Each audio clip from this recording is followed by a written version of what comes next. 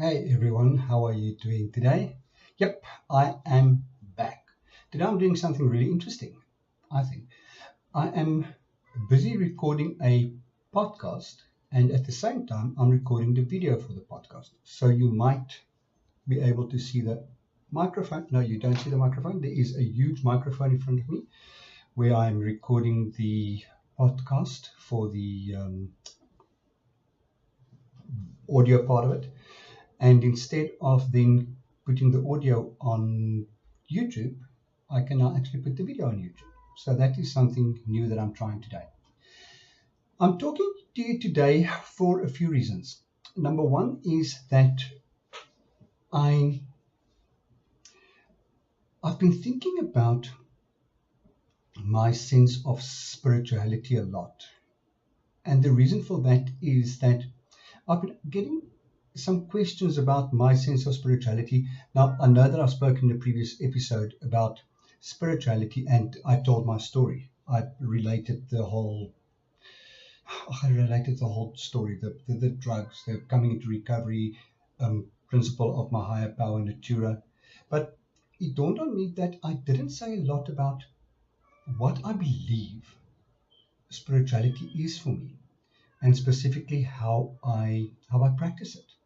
I do apologize, it's close to Tyson's lunchtime, so he is shouting for his food, as if he hasn't eaten in a week.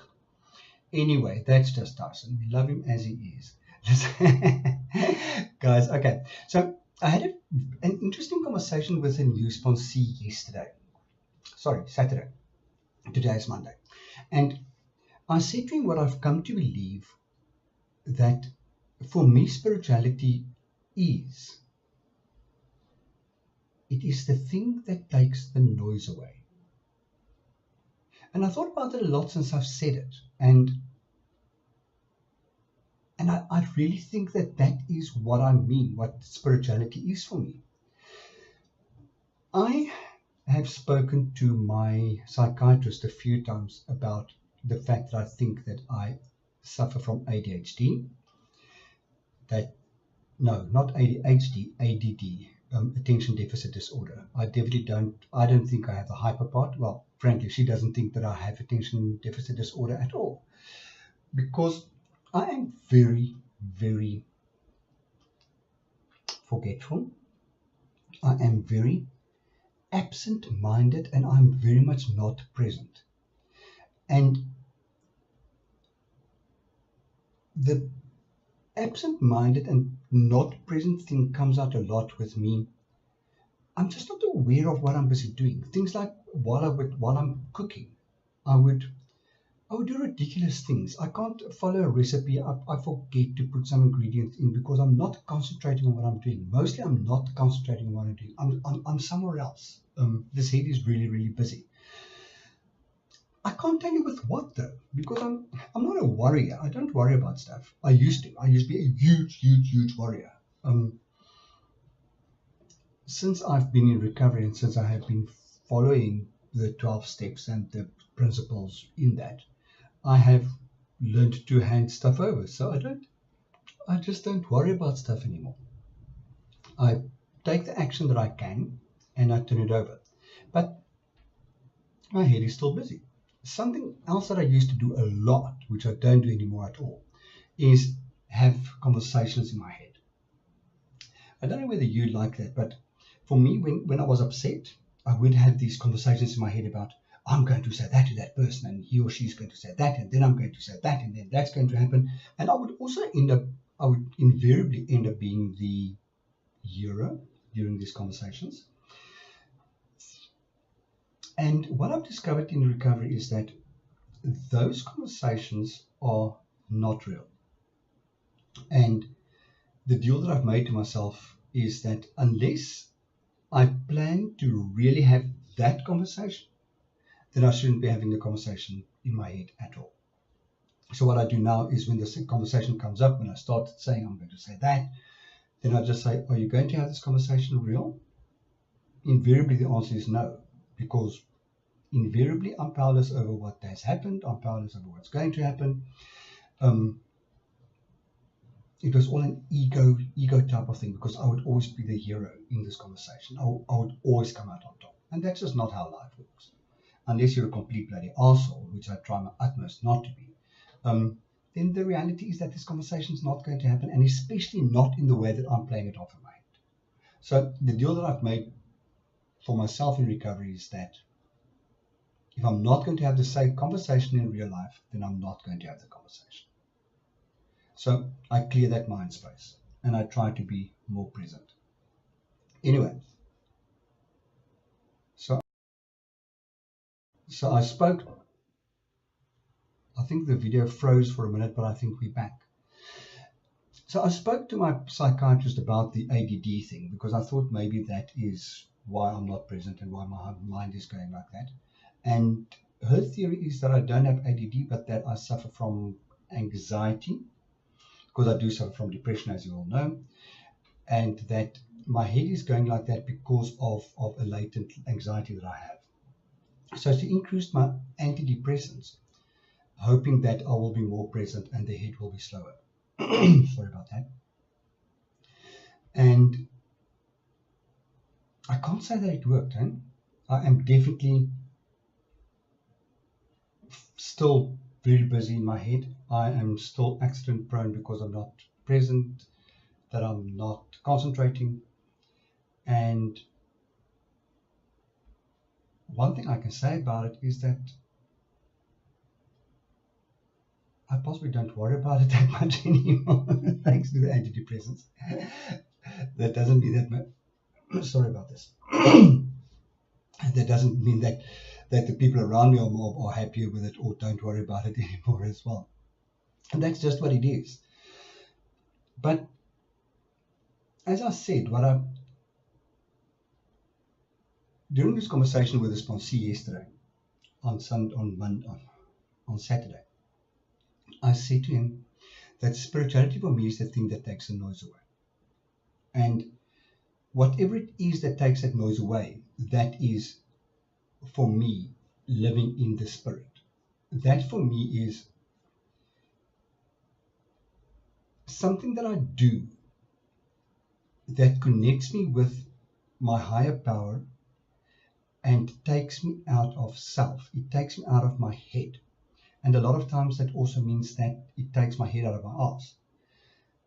It sounds awful. It's such an awful saying, isn't it? But I love it because it means so much to me. Because for most of my life, I was walking with my head up my ass, not seeing other people, not knowing what's happening around me, not taking cognizance of other people, not taking cognizance of my surrounding. Being in a dark space where everything smelled like shit, but not doing anything about it because my head was up my ass. So coming into recovery, I was taught to pull my head out of my ass, wipe the shit out of my eyes, and look life in the eye and live life, take responsibility for life. And that I really like.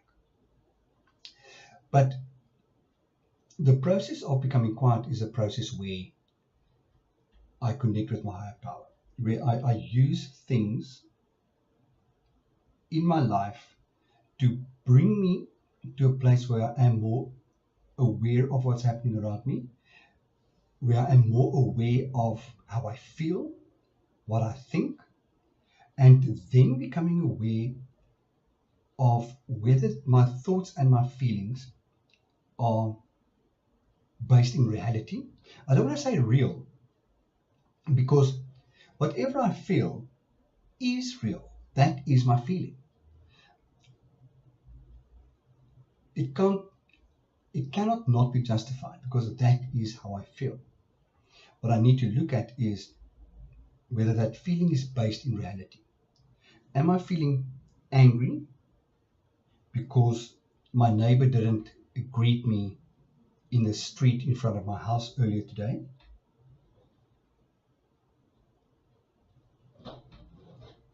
Or am I feeling disrespected because I wasn't greeted?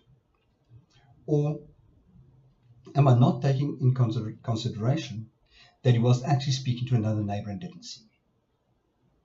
So therefore, the anger that I'm feeling, or the disrespect that I might be feeling, it's not based in reality. He was talking to somebody else. He didn't see me. Now, what would normally happen in my head was, neighbor didn't greet me. So what did I do wrong? Was it about the cat getting out the other day and making a noise in front of his house? Was it because the garden that I arranged for him yesterday didn't do a good enough job in his garden? Or whatever the case is, my head has the ability to go to complete, absolute crazy spaces.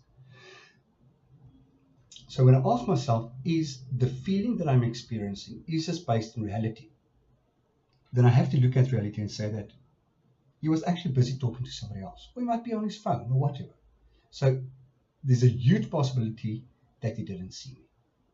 And once I bring that reality into the situation, then I can say to myself, he didn't greet me because he didn't see me. And that disempowers all the other stuff. That quiets the head. So I'm trying to bring reality into the picture. A friend of mine always says reality used to be a friend of his. What I discovered is that in the way I want to live my life today, reality needs to be a friend of mine. I have no choice. I need to focus on reality. I need to focus on what is, not what can be or what has been. The reality is what is, and that is what I need to base my emotions on, and that is what I need to base my thought process on. Because once I don't do that, then I open myself up to endless possibilities in my head. You know that feeling of, I wonder why that person did that. Was it because of that, or was it because of that, or was it because of that? I had an excellent sponsor at some stage of my life who taught me that it serves absolutely no purpose to question somebody's motivation, because we will never know what their motivation is. Now, think about the time and energy you spend questioning other people's motivation for doing things. Now, think about the time and energy you save by not questioning their motivation. it is quite huge, isn't it? The amount of headspace that's freed up. So what I do these days is when I start going, so why did that happen? Or I wonder why they did that. And I have to be very careful in my practice, because I tend to want to know from clients what they think other people's motivations were. For instance, my mother ignored me as a child. Why do you think she did that? How would the client know why their mother did that? What you can do is, what was reality? What happened that is what you observed? So it's really important for me to be in reality, to focus on what is and not what I think might be, what might have been, what could have been, what should have been. There was this awesome guy that taught me a step group while I was in tertiary treatment. Rest his soul. He passed away last week from a heart attack. Fonny, may you rest in peace. Fonny taught me that I need to ban the words should, could, and would from my vocabulary, because the minute I ask those questions, I'm not in reality. So in a very big way, reality is a huge part of my spirituality. To be in the real, that is for me spirituality. And once I'm in the real, once I'm in the here and the now, then the noise goes away of what could have been, what should have been, what might be, what are they thinking. So that opens me up a lot to be present for what is actually happening, for how do I really feel, what am I really thinking. Another thing that I do to be more in the moment and to take the noise away is obviously meditation.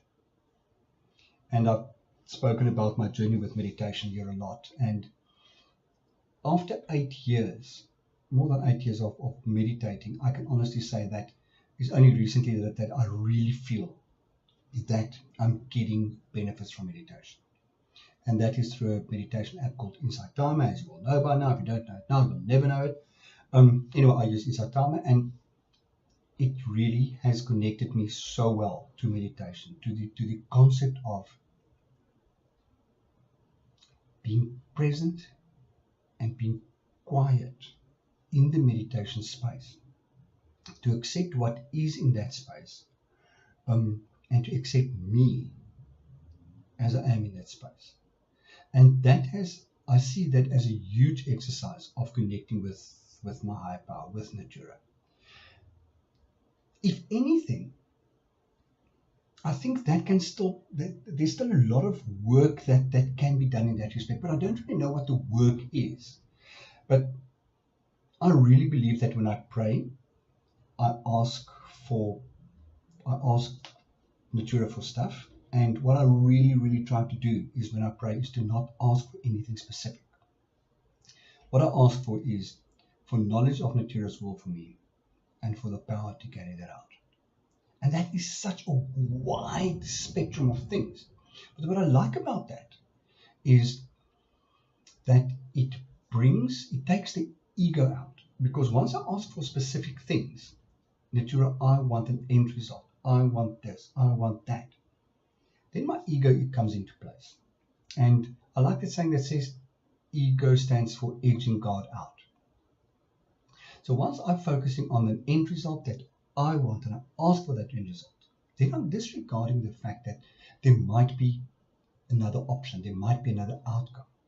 And I'm closed-minded to the fact that the outcome that I think I don't want might in the longer term serve me far better than the short-term end result that I thought I needed or that I thought I wanted. So during meditation, the one thing that I would like to concentrate on more or focus on more or become still more to allow that to happen is to listen to Natura. Because as I said, prayer I see as asking, but meditation is the process where we become quiet and we listen. I often jokingly, but I'm very honest, I'm very real when I talk about this, is that I think God and our higher powers get very, very frustrated with us because we tend to ask for stuff, we ask for answers, but we never get quiet to listen to the bloody answer. How am I going to? It's like sitting in, being a student, not understanding something, putting your hand up, asking the lecturer for the answer, for clarity, for explanation. And the minute the lecturer starts talking, to start going onto your phone and reading WhatsApp or talk around and speaking to a fellow student. How can we expect to get the answer if you don't become quiet to listen to what is said to us? So meditation has definitely become a huge part of my spirituality and one of the tools I use to practice spirituality. What else is spirituality for me? Spirituality is the principles as prescribed by the 12 steps. And that's things like, there's Tyson again, surrender. I didn't know what surrender even meant. I don't even know where I really knew the word when I came into recovery. But what it ultimately means for me is to accept that I'm not in control. And that what I can do as Freddie is to take the necessary action, but to surrender the end result, to turn the end result over, to accept what's going to be is going to be. And I can't do anything more about that. And that is also a huge thing in taking the noise away from me. Because I would take the necessary action, but then be constantly busy in my head to play the scenario through, to see what else I should have done, could have done, would have done, what might happen, what might not happen, and if that happens, how am I going to react? What I do now is I take the action, I turn the end result over, I surrender the end result, and I surrender to accepting the end result. A huge part of my spirituality today is acceptance. Acceptance what is. And two of the biggest things on acceptance are acceptance of self. It was such a long journey for me in life to start accepting myself. Really. I actually feel really incredibly sad if I think about how hard I've been on myself and how I just did not want to accept myself. And it's such a wonderful, wonderful thing to eventually reach the point where I accept me. I am who I am. I am what I am. And I am perfect. I might not be perfect the way that I would like to be, but I'm definitely perfect the way I was made. I have a lot of defects, but those defects contributed to who I am. Those defects contributed to take me on a journey to become the person that I am today. And the person I am today, I am so incredibly grateful for. I really like me at the moment. I never thought that I could be the person I am today. It sounds weird, but it really is like that. I always wanted to be somebody different. I always wanted to be different. I was never happy with what I had, with where I was. Today I'm really content to be who I am, the way I am, where I am, what I'm doing. That's huge for me. And the other thing of acceptance that is paramount to my spirituality is to accept my past. So I cannot change anything that happened in the past. I can't change the fact that Tyson meowed at the door 5 seconds ago. I have to accept that. That's okay. So that's where the serenity prayer comes in so hugely. God, grant me the serenity to accept the things I cannot change. The day that I realized that my past falls in that category was such an enlightening moment for me. So today I try to accept my past as it is. And I really see very, very clearly how my past has contributed to the person I am today. And I'm so grateful for those things that happened in the past because they all contributed to the person that I really like today, that I'm very, very happy to be with. The person who I love today. Something I never, ever thought could be possible. So acceptance as a spiritual principle is really, really, really important. And the third thing about acceptance is accept what is. One of the most fundamental phrases of recovery and life in recovery for me is that concept of it is what it is. If I can look at a situation and feel frustration or feel anger or feel hurt or feel whatever it is that I'm feeling, and I can say to myself that, Freddie, it is what it is. It is just what it is. You can't change it. Flip, that's awesome.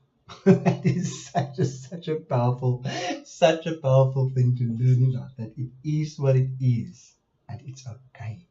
It might not be the way that I want it to be, but it is okay. What other spiritual principles are there? I love the three that are fundamental to recovery, which is open-mindedness, honestness, and willingness. We call it the how of recovery. Honesty, open-mindedness, willingness. I think the fundamental thing about honesty is self-honesty, which I find very, very difficult. And I can't be honest with myself unless I'm taking the noise away. Because for as long as there's a lot of noise going on, how can I hear the truth? How can I hear what's being said? How can I feel what's right if it's all muddled and fuzzled? So in order for me to become honest with myself, I need to be sure that I'm spiritually connected, that I'm connected with Natura, that I'm connected with myself, with my feelings, with my sanity, with my stillness inside me. And then I can be honest with myself. And once I can be honest with myself, I can be honest with you.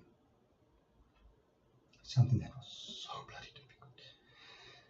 Today I find it difficult, but I really, really try to be as honest as I possibly can. And honesty for me has gone way beyond the concept of telling the truth. It is, today, honesty for me is to live in integrity.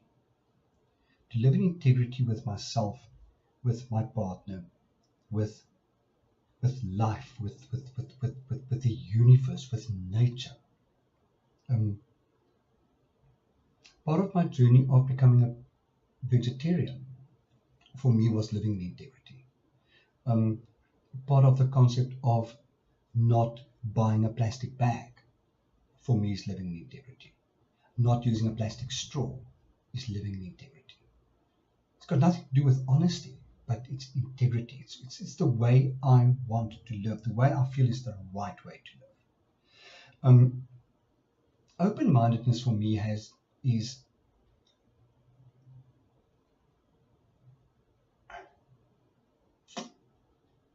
for me, it means to not be judgmental, to not judge a situation, to not judge a person.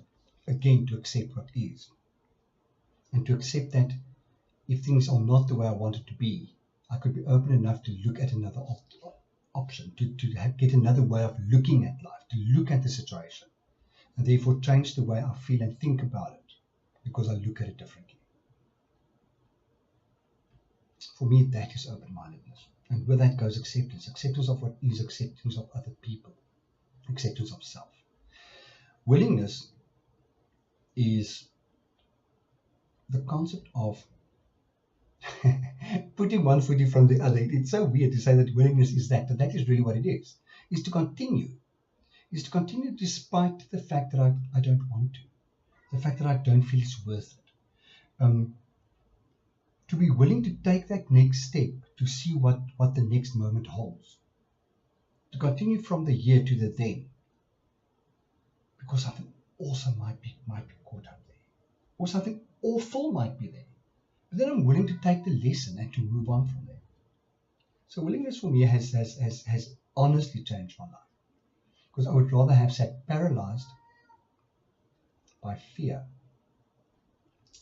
or by judgment, and not be willing to see things differently, to move forward. So willingness has really been a huge thing for me in my life. And I'm going to end with the concepts of trust, hope, and faith. Without trust, hope, and faith in my life, I am absolutely nothing.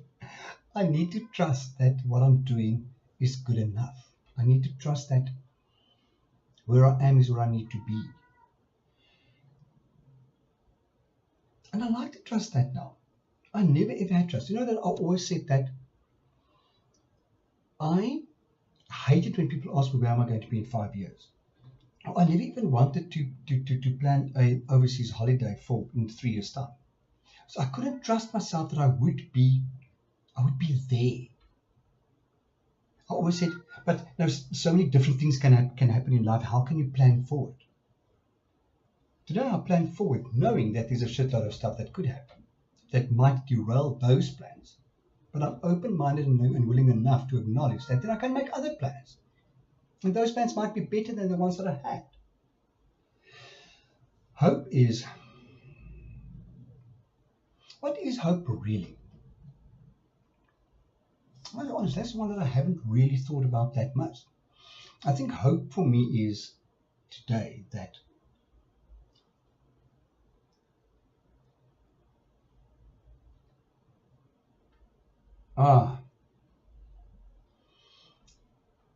that believing that I am doing what I need to do, and that what I need to do, and that doing that what I need to do, doing my high power's will basically, will bring to me what I believe I want. So I hope that I'm on the right track. Is it's nearly kind of an irrational belief that things will be okay. That's hope for me. And faith for me is believing that my higher power has my best will at heart. That Doesn't matter what happens in life, that I am being cared for. It doesn't matter how I feel. It doesn't matter what is happening around me. For as long as I have faith in the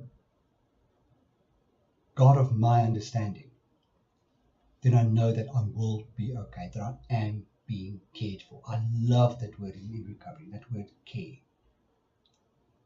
It is such a powerful word. I see a mother holding a newborn baby and giving it, just fulfilling all its needs. And if I surrender my will and my life, I am being held like a newborn baby, and my needs are being met. Not necessarily my wants, but definitely my needs. And that is good enough for me today. So, if that helps in any way, that is my sense of spirituality. That's what I believe. And I look at my life today in terms of, how did I used to do things? How did I not practice surrender, acceptance, honesty, open-mindedness, willingness, trust, hope, and faith? And if situations come up today in my life,